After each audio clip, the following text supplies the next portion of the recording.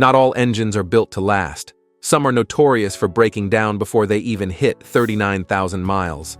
Today, we're exposing the worst offenders, the 11 least reliable car engines that die before 35,000 miles, turning dream cars into pits.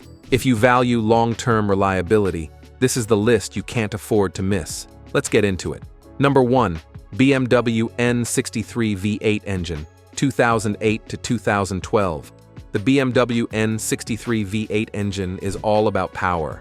It cranks out 408 horsepower and 440 foot-pounds of torque, and you'll find it in models like the BMW 550i, X5, X6, 750i, and 650i.